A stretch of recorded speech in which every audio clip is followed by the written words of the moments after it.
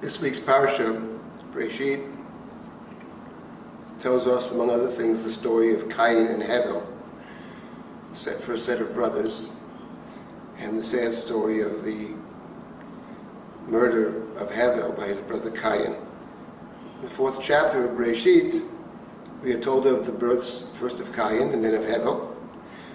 And the Torah says that when his mother gave birth, Chava Ishto, the wife of Adam, Vatomer, she said, Kaniti ish et Hashem. So she named her son Cain, for she said, Kaniti ish et Hashem. The question is, what does the word Kaniti mean? Sometimes the word Kaniti can mean to acquire, to be koneh, to purchase, to acquire something. Sometimes the word Kaniti seems better translated, I have made, I have produced. Konei Shemayim Va'aretz, the Torah speaks of God as Konei Shemayim Va'aretz, Konei Hakol, which presumably means the creator of all. So the first child is named Cain, for his mother said, I have created a person together with God. She sees herself as a co-creator of this child. The second child is named Hevel. Hevel means breath. There the Torah, as the Rabban points out, doesn't actually give a reason for the name. One might say that in the ensuing story it becomes clear what his name signifies, that of the fleeting breath. And then of course we know that both Cain and Hevel brought an offering to God. The Torah says that at the end of a certain period of time, Vayovei Cain mipriya adama minchal Hashem, Cain brought from the fruits of the earth an offering to God.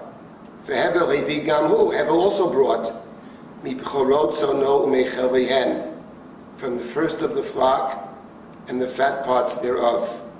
Vayisha Hashem el Hevel v'yom minchato, and God turned towards, God accepted the offering of Hevel, but El Cain vel minchato lo shal, God did not accept the offering of Cain.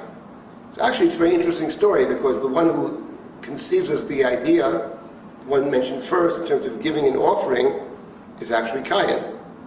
And yet God seems to reject Cain's offering and accepts the offering of Hevel. And of course it's not arbitrary. When one looks at the Chumash, one sees right away a difference between the offering of Hevel and the offering of Cain. Hevel, the one who brought second, we are told, brought from the best, from the first, mibcharot sono, umechel vehen, from the best parts, the fat parts thereof, the best parts. Cain, though he brought first, brought from the fruit of the earth. Doesn't say the best. So what is the difference between Cain's offering and Hevel's offering? Cain, as his name would suggest, Cain represents the thought that I, the human being, and God are co-creators, we're partners, we're equals. So Cain says, perhaps I do the work. He's an Oved Adamah, he works the earth.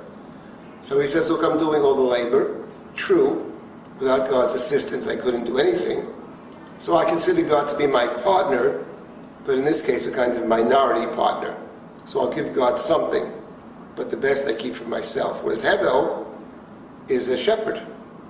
There certainly is an art to shepherding, but the shepherd does not believe that the animals are his creation. The shepherd believes that the shepherd's role is to shepherd, is to watch, to guard, to protect the animals. Hevel understands the animals belong to God, and therefore Hevel brings the best. So really the question the Torah is raising towards the very beginning of the Torah is a very important one that the Torah deals with in many different ways, many different stories. What precisely is the human being's relationship to God? To what extent can one say that this is our world, we are possessors, we are owners of this world? And to what extent do we say that we are strangers and sojourners with God? What's interesting is that the end of chapter 4, the very end of the chapter, when after Cain has killed Hevel, And then we are told that Chava has a third son. And the third son is called Shet. And the Torah says that she named her son Shet before she said, Ki shatri Elohim zera acher tachat hevel ki harago kayin. God has given me Shet. God has given me another child in place of Hevel, whom Cain has slain. So the third child is called Shet, which in the simple reading of the text means to be a gift, to be given. Shatli, God has given me this child. So there's a difference then between the first child, who represents ownership, partnership with God, kind of mutuality or equality, and then Chava, in the third son, recognizes no, that life is a gift. It's interesting, and I'll conclude with this thought, that the word Shet, of course, and this happens often in the Torah, that the name has more than one significance, more than one meaning. Shet means to be given, a gift, shatli, but the word Shet has quite another meaning. Shet, tashtit, shatot, means foundations. In point of fact, it's the line of Shet, the line of Seth, that endures. The line of Cain is destroyed by the flood. Noach is a descendant of Shet. The foundations of the world are, of course, the descendants of Shet. Maybe the Torah is making a point about the foundations of the world from a different perspective.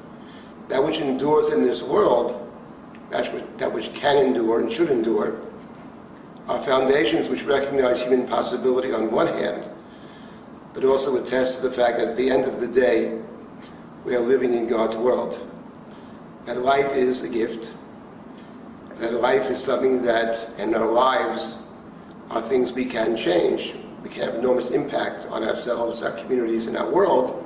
But at the end of the day, what emerges from chapter 4 of Bereishit is it's God's world, and that principle is the foundational principle of all being. Shabbat Shalom.